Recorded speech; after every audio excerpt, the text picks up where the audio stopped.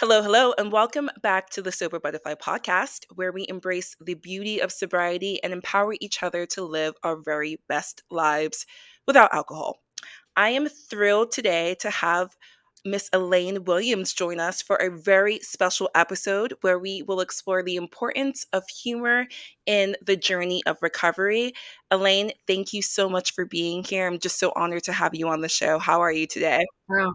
Well, thank you, Nadine. Thanks for having me. And I I was stalking you, and I've been listening to several episodes, and I just love what you're doing. And I think we're just going to dive right in. So, I've been around the rooms of AA for a long time, and I've always tried to be a power of example to younger women and men, but especially women, that you can still have a lot of fun. Yes.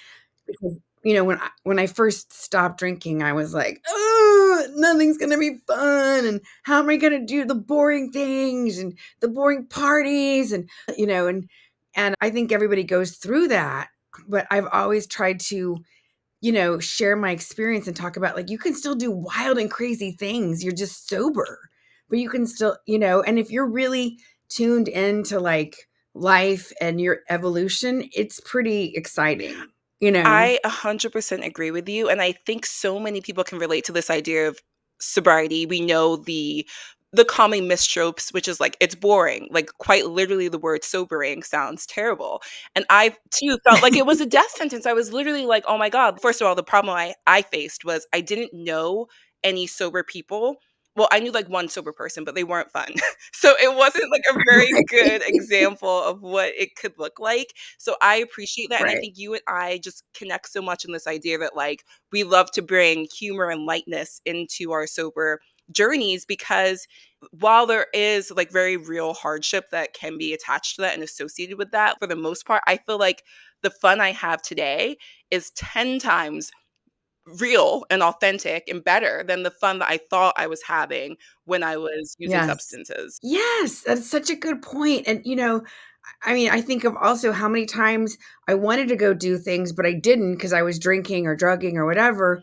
And in sobriety, I've made a ton of mistakes, but I'm learning and growing that I just wouldn't be able to do if I was feeling myself in the substances. Agreed, agreed. So I feel like just to lay the scene for people, I would love for you to share with us, Elaine, a little bit of your background, some of your earliest associations with substances. I like to start from the beginning. So paint a picture for us, like Sure.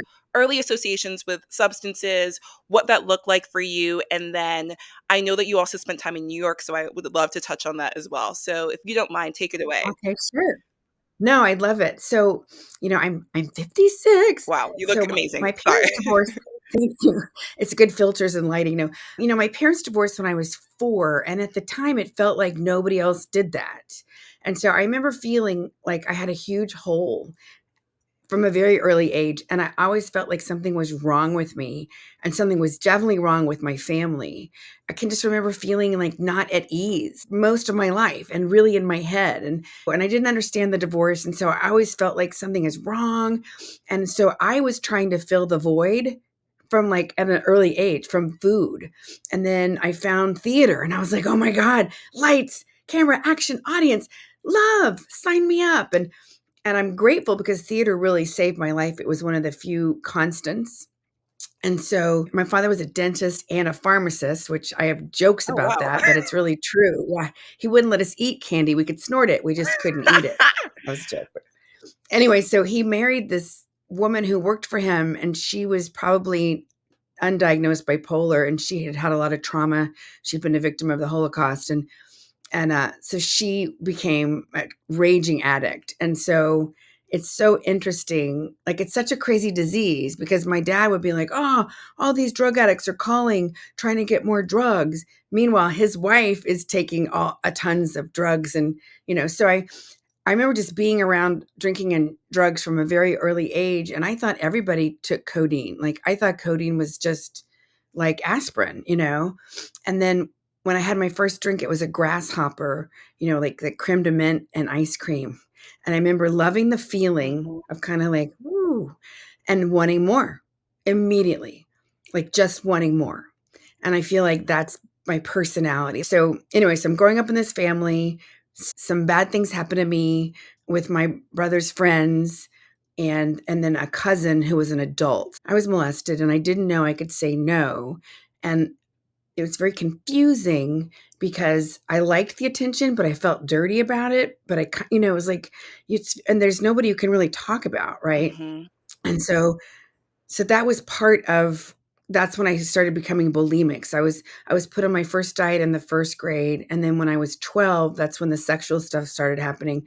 And then I started taking laxatives because in Texas in the 80s, the worst thing you could be was fat. Mm. It was all about Dallas and image and big hair Right. and makeup and God forbid. And what's funny, Nadine, is I look back, I was never fat. I just was short and curvy. I was muscular, but I didn't look like a Dallas Cowboy cheerleader. And so I remember taking laxatives and thinking, oh my God, I feel thin.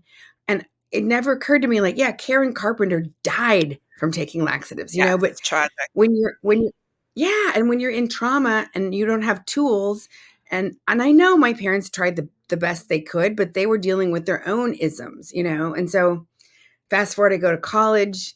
I made a deal as long as I could make good grades, I could do anything. So I was doing ecstasy, and then my friend lost all this weight, and I said, "How did you do it?" "Oh, crystal meth. Sign me up." Like I started snorting. I was number 8 in my class in high school. So I was always like this conundrum of like grades were really important to me, but partying was too. And thank God, after 2 semesters on crystal meth, my grades started to plummet. And even though I was skinny, I was all broken out, and I remember just thinking, Elaine, this is going to screw up your GPA. And so somehow I was able to quit on my own, which is a miracle. Right. And then I had a roommate when I was 24 who said, Elaine, I confessed that sometimes I took laxatives. And he said, but that's so bad for you. And in that moment, I was finally able to go, you're right. So like miracles, right? So Absolutely. the last thing I was doing, I'm like 30, um, I was still drinking, but it was very controlled. I would be fine, and then all of a sudden have a crazy night where I wasn't. And I did the Landmark Forum, and I had a huge breakthrough, a spiritual awakening, and I was able to forgive my dad and my stepmother and ask for their forgiveness. And I literally sat there sweating and shaking, and I felt like I had black clouds of energy leaving my body. It was very powerful and profound, and because people can tell you you need to forgive, Yeah. but if you don't know how, Right. like I didn't have access to it. And so I remember thinking, I don't know what just happened. I feel free and peaceful for the first time in my entire life. Let me do more of this. So I did some more courses with Landmark, but I'm still drinking. And then I realized I wanted to move to New York. Like I had to, it wasn't a choice. I would see the skyline and my heart would go pity pat. And all these people were giving me like going away parties and giving me money, and it was so overwhelming, Nadine. Like my whole life I'd been trying to get love, and then here it is coming at me, and it was overwhelming. And I took half a Rohypnol. I mean, who does that? I roofied myself. Like who does that? So I took Hypnol, and I'm like drinking all weekend, and I'm trying to like pack and say goodbye to everybody. And I'm in the gutter next to my car, and these guys are shining their lights, and I'm like, that is so oh, hello, officer. And they should have taken me to jail because I was that messed up. And thank God I wasn't in the car. But they poured me into a cab. And the next day, my roommate was like, you can't do that when you move to New York, Elaine. You're gonna, it's not Austin. And I was like, okay, okay, okay, okay. You're just really hungover. So I remember going and having my last glass of wine, like hair of the dog. And my boyfriend had been up all night trying to find me. And he was like, Elaine, I'm not doing long distance if you keep drinking. Because he was going to stay in Austin. And so I said, okay, okay, okay. But my denial was so strong because I had money in the bank. I worked at the best restaurant. I showed up, and then I would just have these sort of bulimic weekends of craziness. And so I went to my first AA meeting, and I was like, these people, one guy goes, it doesn't matter if you're from Yale or jail. And I was just like, these people. But something kept me going, and I went, and the next day I went on the plane, and I had 4 suitcases. And I remember thinking, I could drink. I'm not anywhere. I'm not in Texas. I'm not in New York. But I heard this voice that said, you gave your word. And that was God. That was not Elaine. That was God. Mm.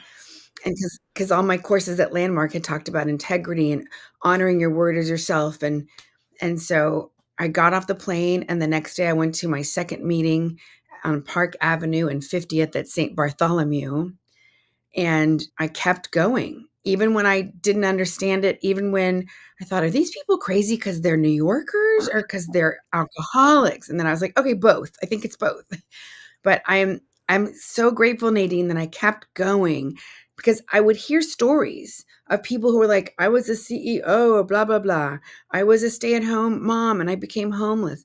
You hear these stories of smart people who lost everything because of crack or drinking or and it scared me just enough to keep coming. But I was still like for a whole year kind of like, do I have to do that? I had a sponsor, but I was just kind of like, I call it auditing. And then my boyfriend came to visit. And then when he went home, he broke up with me and it devastated me. And that's when I really came to my knees and I had a new emotional bottom. And that's when I surrendered because I didn't have him as a crutch anymore.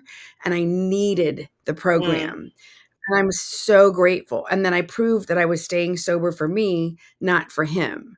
And so it took, that was a whole year, which I don't recommend, but that's how I did it. I was going, I wasn't drinking, and I was sort of begrudgingly working the steps, but I had not surrendered fully on an emotional, mental level. And now I love the program more than ever. And I'm so grateful. But yeah, that was my path. Wow. And I'm grateful to you for sharing parts of your story with us. There is a saying in the program, we are all terminally unique. That's the Right. first time I'm hearing parts of your story. And I'm like, oh my God, I can connect to this, I can connect to that. And it's just a beautiful reminder that we are connected, right? We like to deny that our problem is as worse as maybe someone else's, but there are just moments that you cannot deny when you have this like parallel or like this similarity that might not be the exact, but it's like wow, when you mentioned for example that you had struggles with eating disorders, there's a term called drunkorexia. So I would binge drink and I would starve myself so that when I went out, the alcohol would hit me faster. And Yep. also, I would Yep. feel Yep. skinny. Like I wanted to go out, present a certain way, and then it would just take less for me to get drunk because my tolerance was so high. So I would just starve myself, and Right. I remember being in this perpetual cycle for years and years and years.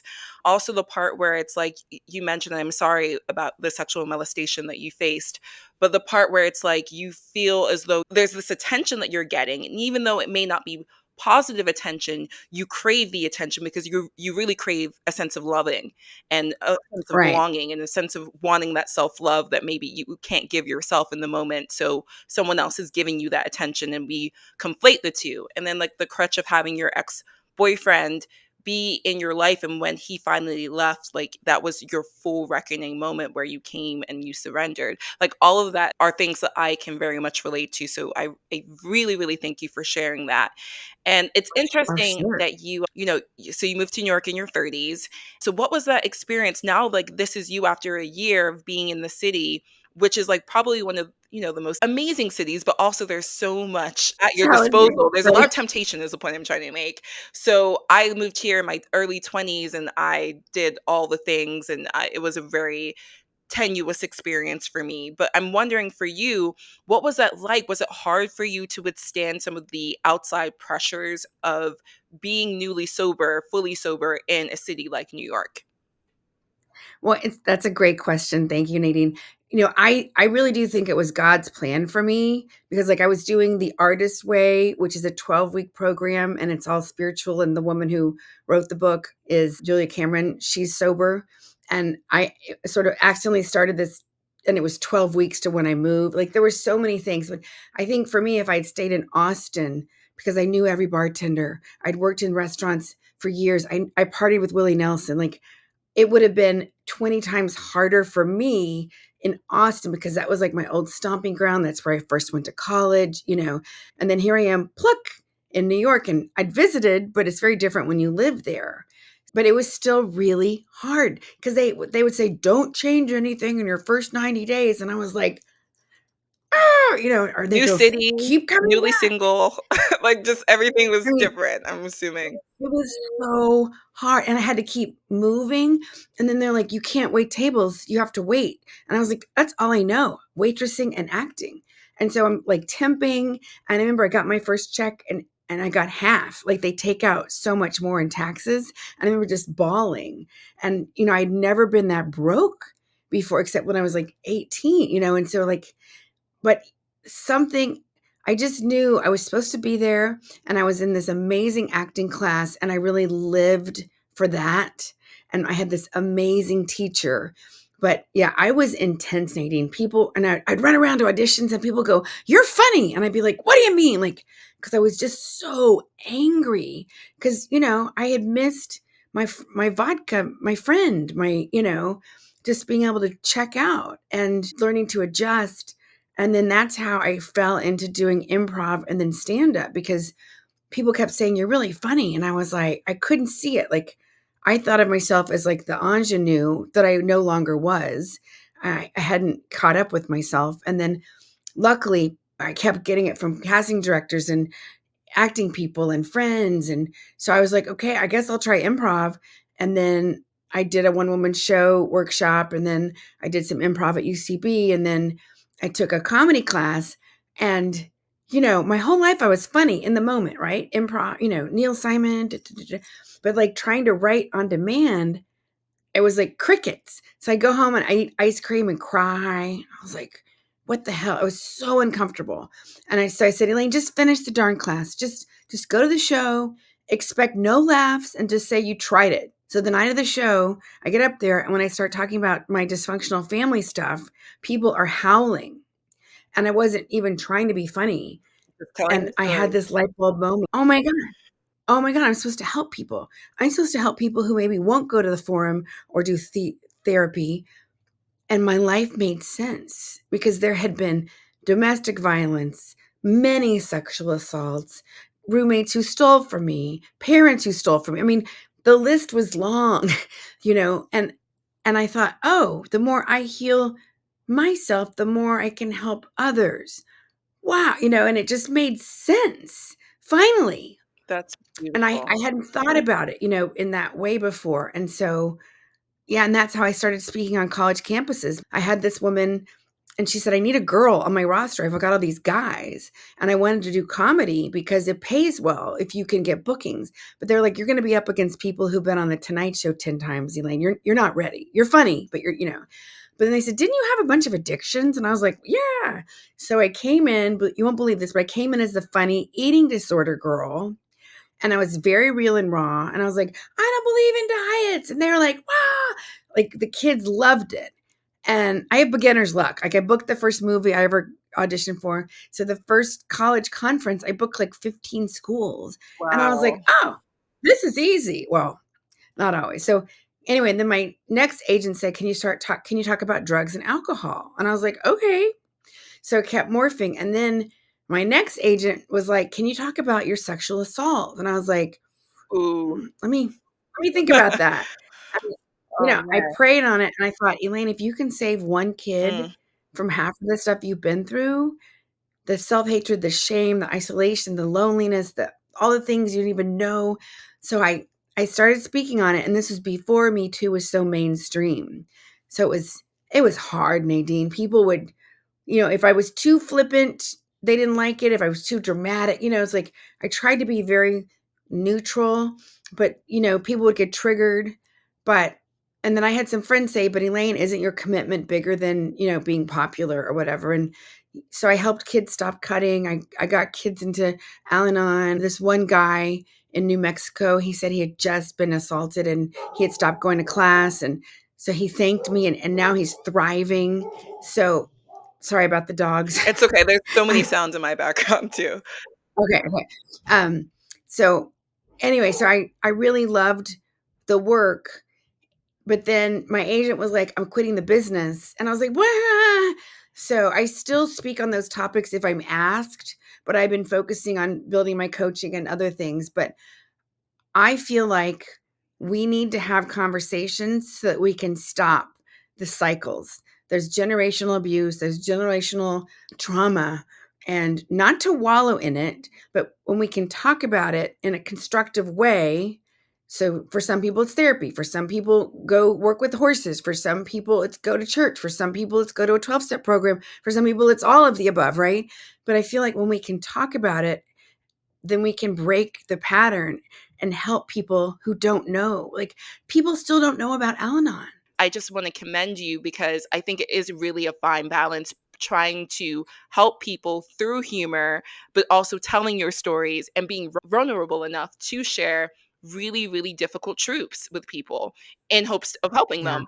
Thank you. I received that. I received that. And yeah, comedy, I mean, I love comedy because it helped me lighten up. I have a joke like, when New Yorkers tell you you're too intense, it's not a good look. It is not a good Like, look. Like, it's calm not a down. good look. Yeah, calm down, calm down. And so I'm grateful because I found this outlet and I could get on stage and perform, and it made me a better actor and a better human being. I lightened up, for God's sake. I was like, I got to make up for lost time. I mean, my acting teacher, and when we started our second year, he goes, Elaine, that's the first time I've ever heard you laugh. Wow. So, like, Wait, so newly were sober. you super serious before getting sober or and like moving to the city Yeah. and wow. Well, I was this sort of high functioning party girl, but for a long time, I could sort of like put it in categories, until the last year where I really couldn't. But I was studying Meisner. I was always doing acting professionally in Texas on some level, voiceover, some movies, theater. I sang. So I was doing this really intense Meisner where you like do this repetition, and it's like it pulls away your masks, and it's very confronting. And you have a partner and you just repeat back and forth like blue shirt, Blue and shirt. you're supposed to be affected and you go blue shirt. And so it's not about the words, it's about the energy you're getting and allowing yourself to be affected by it and then giving it back. Wow. Because think about kids, we're in the moment, we're like, ah, we don't hold on to Yeah. things. We want the ice cream, we cry until we get it, and that's why kids are like naturally good actors. And then as we get socialized, we learn to lie. How are you doing? I'm fine. I'm great. Which really means I haven't had my Mm, coffee. Fuck off. right, Right. right. Right. You're right.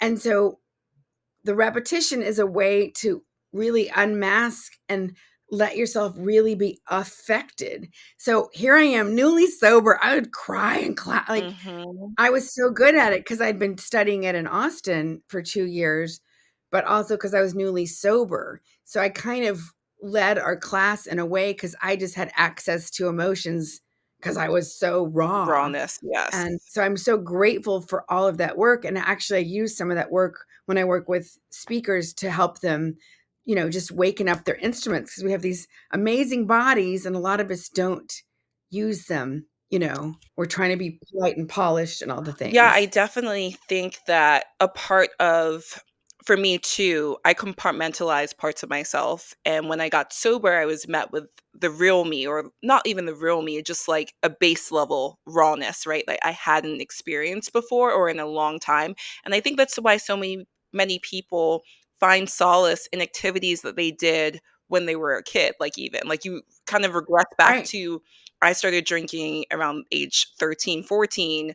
Like I went back to finding some of the things that brought me joy then. It's almost like I was stuck in that period for a little bit. But fast forward, I just think it's so powerful that you're able to tap into humor. And I'm wondering, what connections do you see, or do you find that there are parallels between sobriety and humor? And how does that help someone through their sober journey? I'm like, how long do you have it? I love that. Maybe we can do a part I two. would love that. Maybe we can do a workshop. Yes. So, you know, I mean, here's the thing. Like, we come in and we're trying to figure out how to live life without our thing, whether it's drugs or bad boys or whatever, cocaine. I'm like, it's easy to quit cocaine. You just stop dating your Oh dealer. my God. That was one of my jokes. But All right, food, that's like that's a whole other surreal, but thing, it's actually really real. right? We're like Yeah. love addicts. Like, we all need love. So we need to be in relationships with people. But what if we use relationships addictively, which is something I've been looking at, and I mean, there's always another layer. But what I've realized is there's so little of life we can control, right? We get to respond to things, we set intentions, we work. I take a lot of action. I'm a big action taker, and I've made a lot of things happen or co-created. But then there's a lot of other things that I'm like, are you kidding me? What? Right? So if you can learn to react with humor, it will help you on so many levels. It's kind of like when, people start meditating, it helps you be less reactive, right? So one of my things that I talk about in my keynote is having a comedic mindset, right? Because we all have those days where like everything's groovy, you get all the green lights and they say yes to the proposal and you're just like, woohoo, I feel skinny, I feel good. And then we have those days where you spill coffee on your favorite shirt and you screw up the podcast you were so excited about, all the things, right? So I started noticing that I would go, okay, this isn't funny right now, but this could be a joke. This could be material. And I started catching that. And I realized it helped me have some space and some compassion for myself and others in life. And so just having like that comedic, like, all right, this right now in the moment, this really sucks. But in 3 months, this could be freaking funny. And so training myself. And so when I'm working with entrepreneurial women, I say, it's content. This could be content. And sometimes they're like, Elaine, are you kidding? And I'm like, okay, so maybe we'll change some names, but like, everything can become content or can become funny. And you get to say, like, I'm not going to do rape jokes. I don't do homeless jokes. Like I feel like there's so many other things to make fun of with myself and my experience. So just like having that comedic mindset can really help you feel empowered in the moment as opposed to, oh my God, I always do I this or love whatever. that so much. It reminds me of back in my early wee moments of sobriety. I'm coming up to 3 years, but the first, like, 3 months, I'll say thank you so much. But I used That's to amazing. journal a lot, and so I got a hold of some of some of my journal posts, Oh, and they were you would think I was dying. Like, it was so dramatic. so But but dramatic. now I see it as almost like if I were to write a screenplay of my life, like almost like a sitcom, it's very comedic. Like if you were to orchestrate like the music and the lighting and the sound and like you just think about it from a dark comedy perspective, it's actually quite Yes, funny. And it just reminds me that when you're going through a bad moment, oh, you spilled coffee on your shirt and maybe you missed the train as you were running down the stairs and you slipped and you fell. Like all of these things, yes, they're bad. However, it's not a bad life, right? It's a bad 5 minutes. It's a bad day. Maybe it's a bad week, but it's not a bad life. I think anything my worst moments you've probably heard this, but my worst moments in sobriety are better than my best days when I was using. So I'm like, you know yeah, what? No matter what happens, life is good. Like it is funny if you take yourself out of the situation and almost look at it from like an outside perspective as if you're narrating your own life. It's funny. And I feel like that's probably what you're telling your clients when you're like, yeah, but like this is content. This could be used. Just change some right, names and places, right? So I love that so much. right. And you mentioned that you are the CFO. Can you break that down? What is the CFO of your company? Oh, the chief funny I officer. love that so much. How can we become the CFOs of our lives in sobriety? That is a great question. I think that we teach what we seek to master for ourselves. So even though I love teaching and coaching and uplifting and I'm still always learning too. When you can put in 5 minutes of humor a day, 5 minutes, and you can find out what works for you. So, America's Funniest Videos, like YouTube, there's so many brilliant comedians. I share goofy dog videos with people. Like at the end of my day, I'll scroll for fun and the silly dog and horse and cat videos just crack me up sometimes. I'm 5, but like giving yourself permission to laugh. And like one of my clients, I work with, some of my clients are in their 60s and 70s. And one woman, they found like polyps or whatever. She had a colonoscopy and they were like, "Oh my gosh, you have cancer." And then they were like, "Okay, we're going to you're having surgery." Like it was like bam, bam, bam, bam, bam. Right. And so I remember telling her, I said, "Your only job is to laugh every Mm, day. I want you to watch funny movies because there's something that happens, right? So when we laugh, we take in more oxygen, our serotonin levels, our dopamine, that goes up the feel good chemicals. We release toxins. We burn calories, for Yes, God's we sake. do. And and we let our emotional walls down. And to me, like I have goosebumps. Like to me, it's like God. Mhm. It's like it's a when you can laugh, and that doesn't mean what's happening in the world isn't affecting you, but it gives you more resilience to make a Right. difference. Like if you really got in touch with all the crazy shenanigans happening in the world, we would like spontaneously combust at the horror, right? Like it's so much if you're a sensitive, empathic person like I am. So I try to train myself to, if I'm getting too intense, I like try to take a break and, change my energy state, jump around, dance. I do all kinds of things because I'm working alone sometimes in my house for a while. But to me, that if you can just pattern interrupt, you will have an ability to deal with things on a whole other level. I spoke about assault all over the country and at military bases. And so when that Sandusky thing was happening at Penn State, Mhm. I got like I was like so angry. Like, it's horrible that it happens and people are sick and twisted and we need to keep getting better about protecting children from pedophiles, but the fact that it was overlooked for so long, like Right. that to me was like even worse.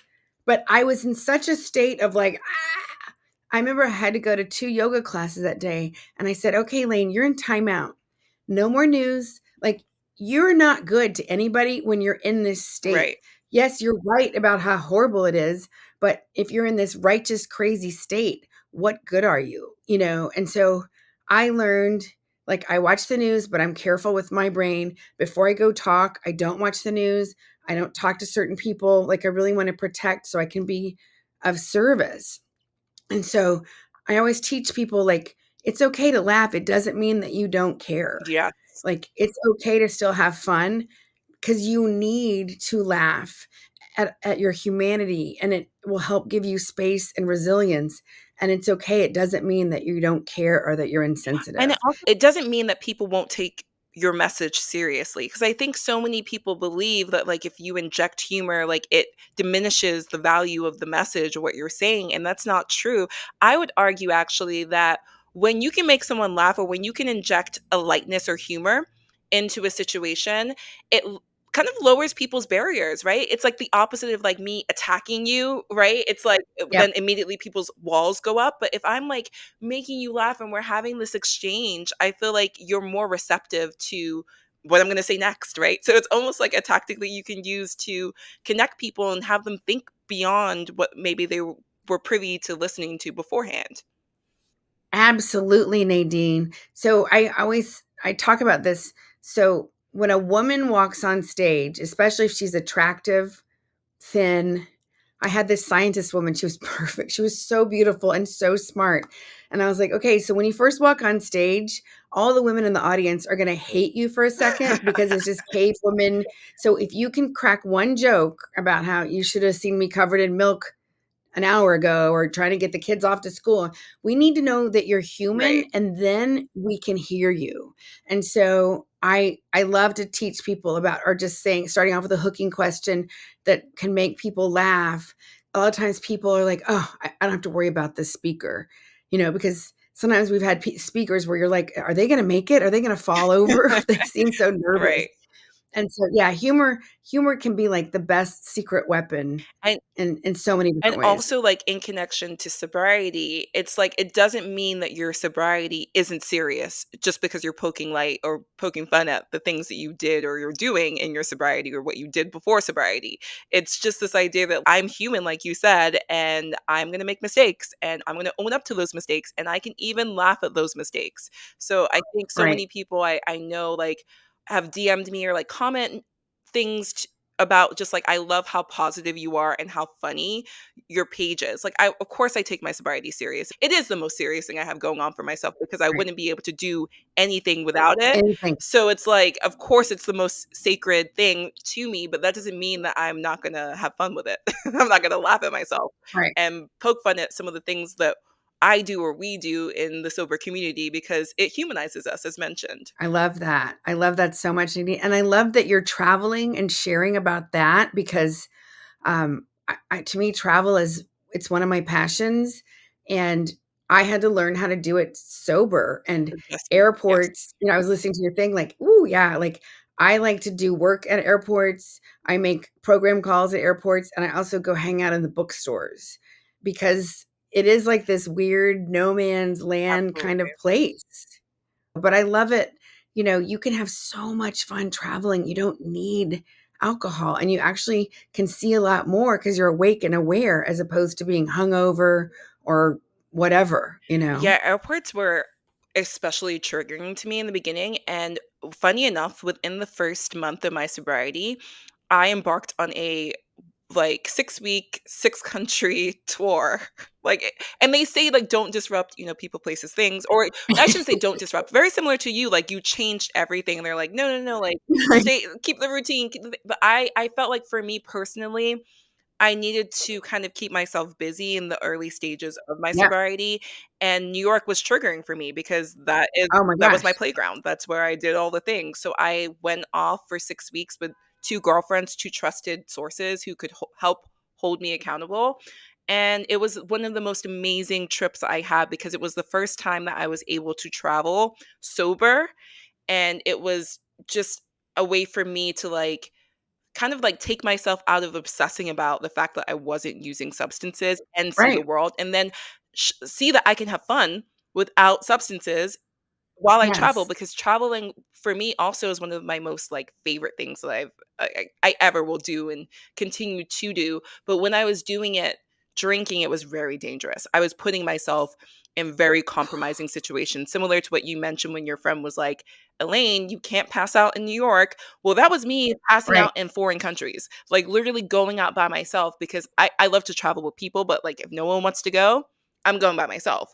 And I would do that Right. drinking and using drugs and pass out and, like, just put myself in the most dangerous situations that, you know, I can only thank God that it wasn't worse, right? So now I just have a newfound sense of appreciation for the journeys that I take now because I A, remember Mm. them, and B, I feel a lot safer, and C, it just enhances the overall experience for me and for people that I travel with, because before I was boring. I'm like, all I wanted to do was drink on vacation.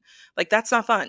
Like, everything revolved around drinking or like an activity connected to drinking. Yeah. So yeah. I so get it. Like, I remember after I graduated from college, this friend took me on this amazing trip he'd been planning for him and his fiancée, but they had broken up, and I was like, "Well, I'll go." So, we're in New Zealand and Australia, like, gorgeous, beautiful, amazing in the '90s, like, and Wow. all I could think about was, "Where are we drinking tonight?" Like, so much of the trip was about drinking, being hungover, where am I gonna pee? Like, I was seeing all this beauty and all this amazing stuff, but it's just amazing how much brain space alcohol took up in my brain, you It know? was a fixation, like an absolute fixation, Yeah.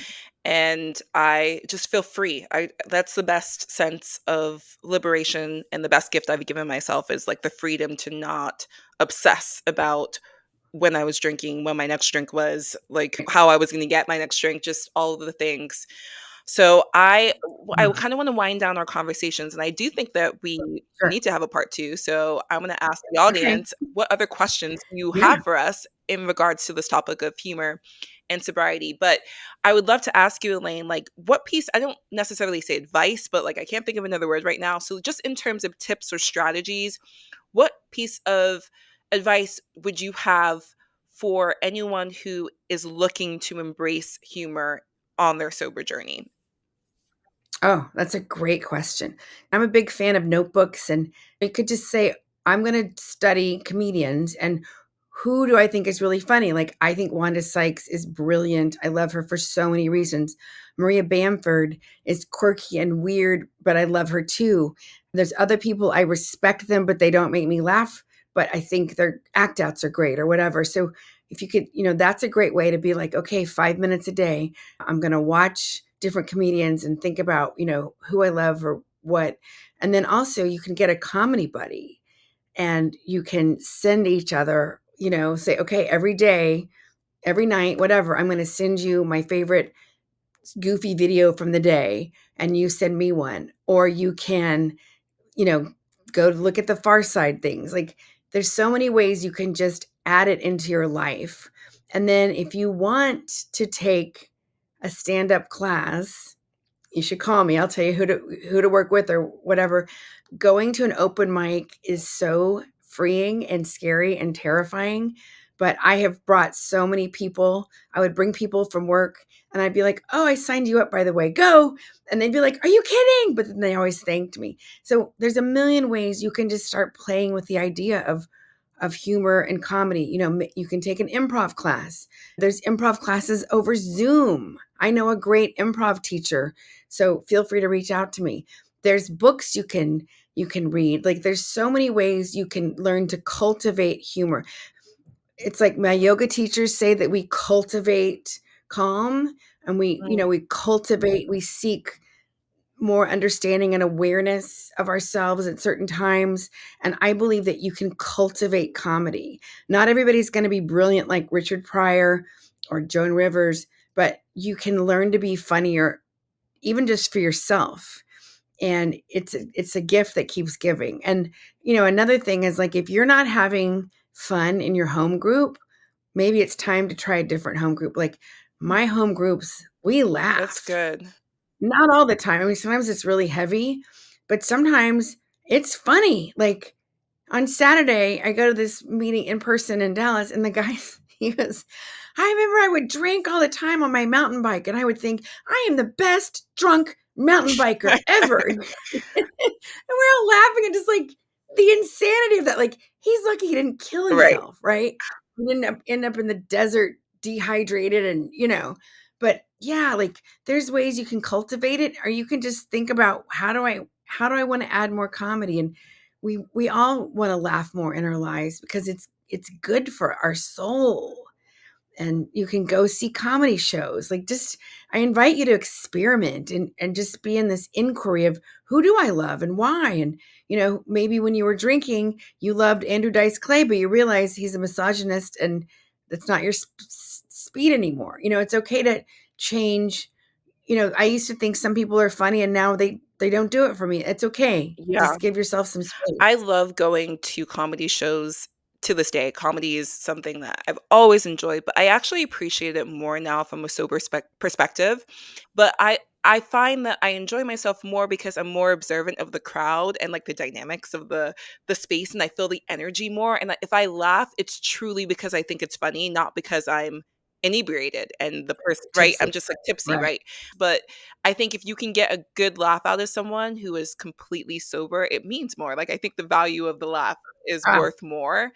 And it absolutely. reminds me too something you shared just about like the sober jokes, like in your home group, the guy who is the best drunk mountain biker. I have a comic, I can't think of her name right now. If I think of it, I'll plug it below in the show notes. But she has this amazing joke. She's sober and she says, sometimes when I go out to bars, to parties, to clubs, I feel like I'm a benched professional. Like I'm just sitting on the sidelines. Like I could do this so much better than you. Like if I were out there right now, like if I were drinking right now, I would be on the table. I would just be out there. It's just like hilarious because I can relate to that being also like the life of the Yes. party, air quoting that, being the most wild, most extreme. I'm just like sometimes when I go out, like, oh yeah, I'd be so much better than you at this. But thankfully, I'm not there anymore. I really just appreciate that. Just finding opportunities to embrace humor in your life, even if it's 5 minutes a day. I love that. Like just finding an opportunity to laugh because I feel like getting that release, especially if you're struggling with your sobriety or your recovery, it's really important to laugh. Like laughter is the best It medicine. Like is. people don't realize that. Like you have to release some of that heaviness sometimes. So everything you shared, Elaine, Yeah. so, so amazing. I want to open the space for you now to share, what are you working on? Where can we find you? How can we connect with you further? Oh, thank you, Nadine. I think the easiest way is on Instagram. I am Elaine Williams Fun, because that really is part of my brand. And then I do have a website, captivatethecrowd.com. So if you want to work on speaking or video or just reach out, there's lots of ways you can message me, or you can find my email and my phone numbers on there too. And I love helping people in sobriety. I love just sharing the stories and helping people see the resources that are out there, because it really is an exciting time. It gets overwhelming, all the information we have, but it's also great because there are Zoom meetings. There is a women's AA meeting that's international that meets every hour on the hour. Like, there's an Al-Anon meeting that, like, Yep. there's so much out there. And so it doesn't matter if you're struggling, you know, reach out, please, because we need you. The world needs you. The world needs more sober people who are helping focus on solutions. And nobody does it like you. And it's okay if you're struggling. When I first got sober, I was like, all right, so my life's going to be really easy now, right? Like, I'm not going to make any more mistakes. I'm going to have this all together. Like, I really thought, like, okay, why am I not on Broadway? Like, I really was like, and I had to, it's like, oh, life is still hard. And at 10 years, I was like angry because I thought I was supposed to be at a different place. So, that's ego, right? And so luckily I just kept coming and I've had awesome sponsors. But, if you're struggling, it's okay. Change it up. Maybe you need to go to a different meeting, reach out to me or Nadine. Maybe you need a different sponsor. Maybe you need to check out another program. Maybe it's time for you to get back into some therapy. I'm a big fan of, like, I come to AA as my foundation, but I have done a ton of other work. I'm a big fan of professional outside help. I've done therapy, EMDR, EFT, tapping, Feldenkrais, Alexander technique, lots of yoga, meditation retreats, like, you name it, I've done it. And it's all added to my program. And so, just if you're struggling, reach out. You're not alone. And maybe you just need a little bit of a tweak in what you're doing. Beautifully, beautifully said, Elaine. Thank you so much for coming on. And I have a feeling there's going to be a part two. So thank you, Elaine. And I'm so glad that we connected today to talk about this very important topic. Thanks, Nadine. Thank you.